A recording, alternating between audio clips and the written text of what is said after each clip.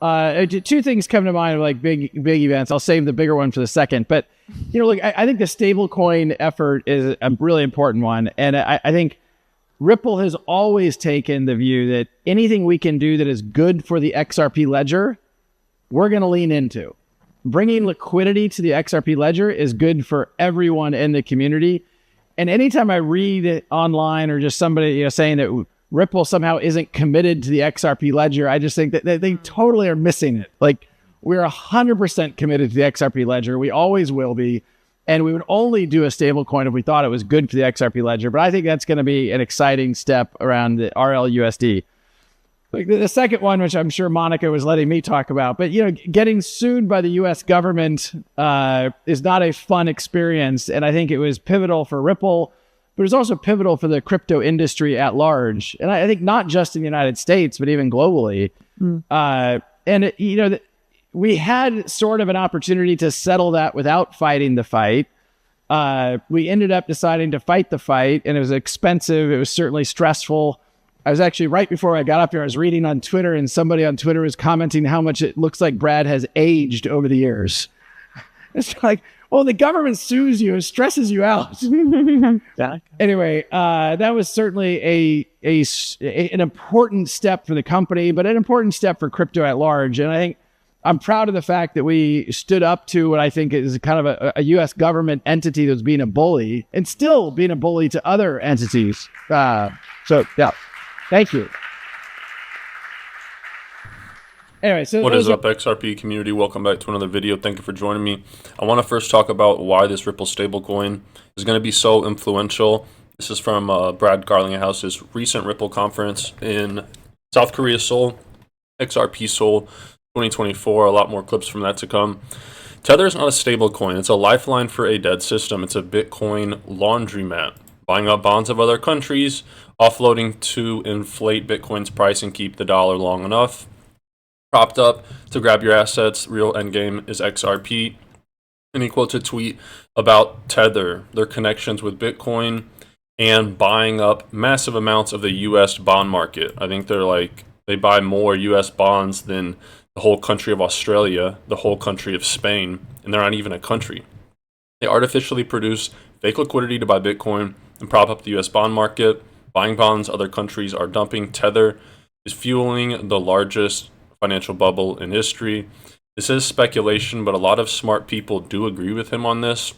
And he quote tweets, where is it? Watcher Guru, the news outlet, that Coinbase is delisting Tether right here.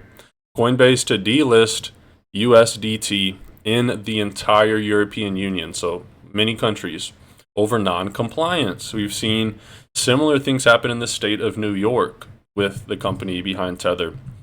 In 2024, the stablecoin market predicted to reach a new record high, surpassing $200 billion, driven by the launch of markets in crypto assets, MiCA, regulated stablecoins in Europe. The growth of these yield-bearing stablecoins and rising trade volumes increased. USDC coin, USDC, expected to overtake Tether. Right now, USDC has about 20%. Tether has about 75% of the entire stablecoin market. But their analysis shows, for some reason, Tether's going to lose this market domination because of these regulated stablecoins like USDC and, what else? Ripple stablecoin. Know your customer, just KYC, infractions, and market manipulation affect Tether's market position. And then in another post, a new stablecoin bill introduced to the U.S. Senate in April would encourage U.S. banks to issue stablecoins and disadvantage non-bank stablecoin issuers and non-U.S. entities such as Tether. So imagine that. Banks going their own route, whether it's local or institutional banks, with these stablecoins, or maybe they work with one of their good partners, Ripple. But it's very clear that Tether is a ticking time bomb. And now from that same South Korea conference, I have another clip of Brad Garlinghouse where he actually discusses this new coming Ripple stablecoin. I think sets up for RLUSD or Ripple USD for success. And again, we think it helps the overall XRPL ecosystem because it just adds liquidity on Ledger. So we're excited about that. We are very close to, I think earlier today, somebody asked me for a timeline. I just said weeks, not months, because of, but we're getting there pretty quickly. And we just want to make sure we launch with kind of full regulatory oversight out of the gates to keep everybody happy. I think So unlike Tether, which lacks a lot of regulatory clarity, being delisted in real time as of yesterday in the entire European Union, I would not be surprised to see that impact its market share. And there's no other regulated stablecoin that's coming onto the market by such a legitimate large company with their own blockchain like Ripple stablecoin. Their only competitor is USDC, Circle. And USDC does not have their own blockchain, which is a disadvantage. Interesting document here, actual World Bank document. And you can see right here, openknowledge.worldbank.org, mentioning XRP. And there's nothing huge to deduce from this, but whenever I just find documents from very legitimate institutions, someone like the World Bank, I always want to include them just to show that this is on their radar and they understand the value proposition behind XRP. And some positive news for Ripple and the token GateHub and XRPL Labs, the makers of XUMM, the wallet. Two of the most active companies on the XRP ledger have teamed up to bring more assets to the XRPL, enabling seamless value transfer between the blockchain and other supported networks, such as Bitcoin, Ethereum, and Swift. In this HBO documentary, has everyone speculating who actually made Bitcoin? I've said my guess before. Never seen this guy, Len Sassaman. I haven't seen the documentary, so I can't comment on that. But that had me thinking a bit more. And I can't play this video because it's copyrighted, I guess. But this guy's speculating a guy named Arthur Brito. And it's just a clip from John McAfee before he passed away, talking about how obvious it is to find the creator of Bitcoin if you look at the white paper. Arthur Brito is known as Ripple's faceless co-founder. He founded it with Jed McCaleb, and who was the third person? Chris Larson. And he's dodged every flash of his crypto limelight. No photos, no interviews, which I can understand that maybe, but not even a public appearance under the Ripple name. The mystery runs so deep that some XRP fans speculate he might not even exist. Often goes overlooked, but that's really just speculation. And yesterday or 2 days ago, we got the news about the SEC submitting their appeal, and Stuart Alderati quotes a few times the SEC tried to do this in the past, and what the judge in the Second Court of Appeals said about the SEC. We do not agree with the SEC.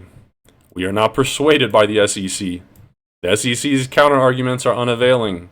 So I do think that this SEC notice isn't going to be too influential. And it's not actually appeal. So the SEC filed a notice of appeal rather than a formal appeal.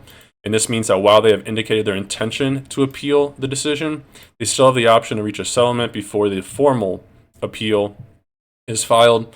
And then a potential settlement, if the SEC and Ripple manage to reach a settlement during this 14-day period following the notice of appeal, they could cancel the appeal.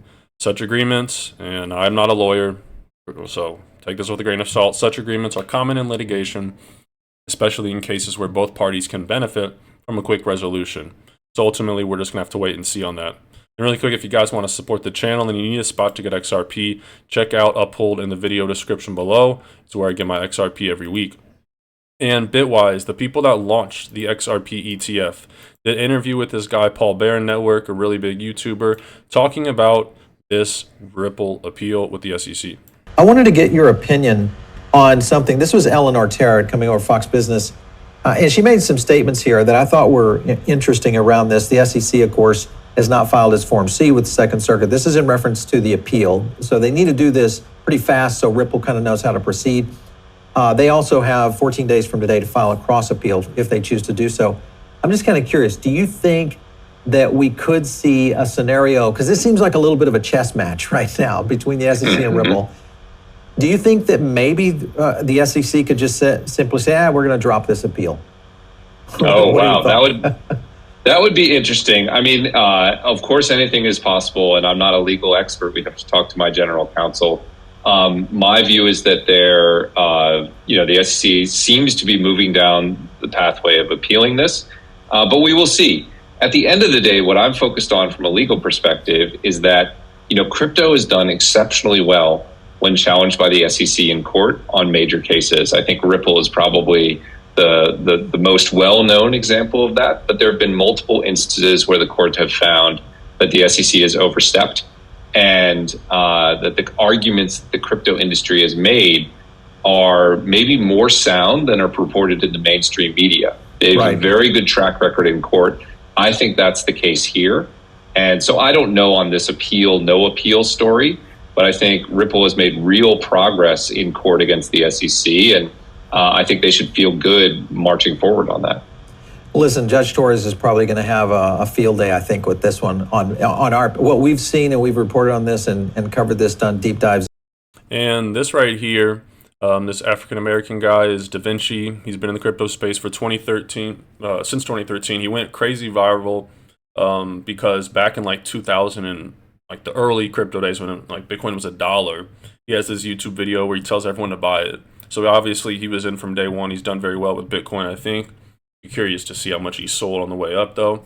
But he's a Bitcoin OG to the T. This is Matt Hamilton. He's an XRP Ledger development. And it's just an interesting conversation because you don't always have, he's a developer, pardon me, you don't always have a Bitcoin maxi speaking to an XRP developer who can really match his intelligence, if not exceed it. Take a listen.